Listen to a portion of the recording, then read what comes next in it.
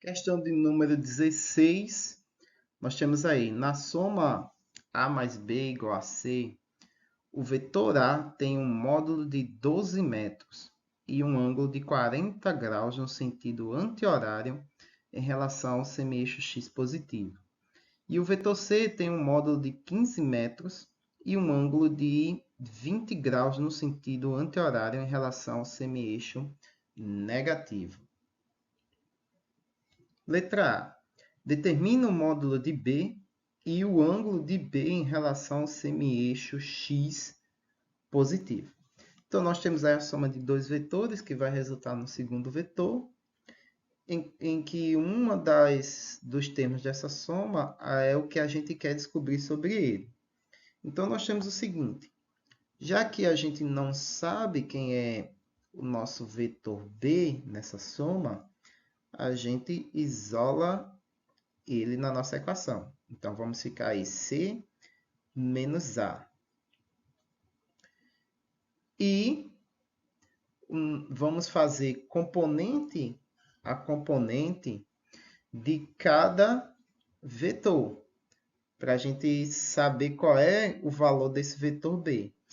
Então, se a subtração de cada vetor vai resultar no vetor B, né, se a subtração, né, a diferença entre o vetor C e A vai resultar no vetor B, então a diferença de cada componente desse vetor vai ser o resultado da componente B desse vetor.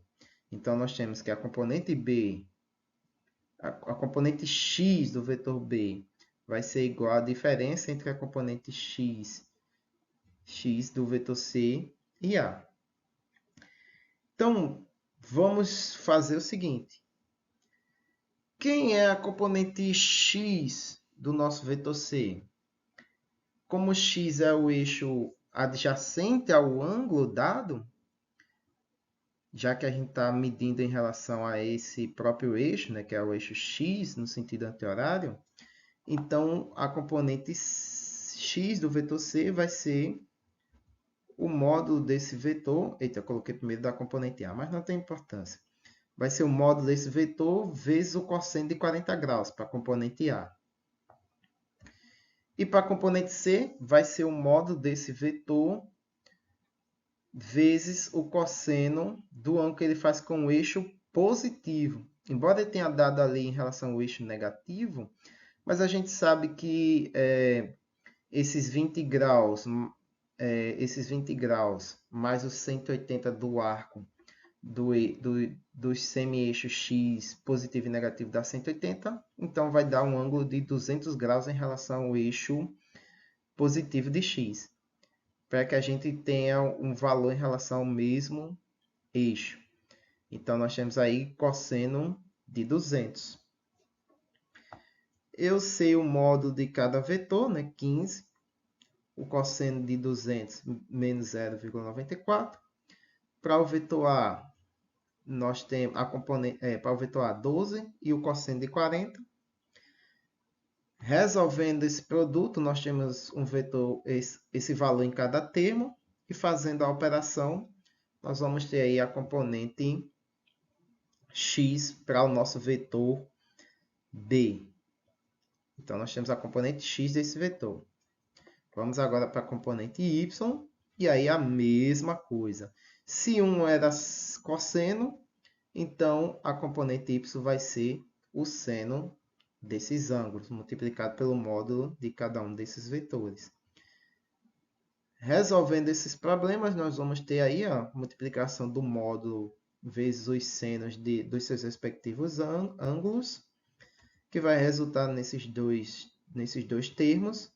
Fazendo a operação deles, nós vamos ter o valor unitário da componente y para o nosso vetor B, menos 12,84 metros. Então, o módulo desse vetor, né, o módulo do nosso vetor B, vai ser cada uma das suas componentes ao quadrado, somando e extraindo a raiz dela. Então, nós temos menos 23,29 ao quadrado, mais negativo 12,84 ao quadrado. Tudo isso tirando a raiz. Resolvendo a operação dentro da raiz, nós vamos ter aí esse valor e extraindo a raiz, vamos ter um vetor B de 26,6 metros. O ângulo desse vetor em relação ao semi-eixo positivo de x, então nós vamos ter aí tangente a menos 1 do cateto oposto sobre o cateto adjacente. Substitui os valores que a gente já descobriu na nossa letra A e resolvem essa operação.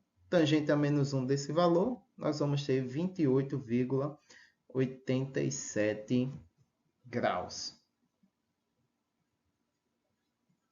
Oh, perdão, isso aqui é em relação ao eixo x negativo. Então, soma aí mais 180 graus para você ter o valor em relação ao eixo x positivo. Então, vai dar aí 208,89 graus, ou se você quiser arredondar, 209 graus em relação ao eixo positivo de x.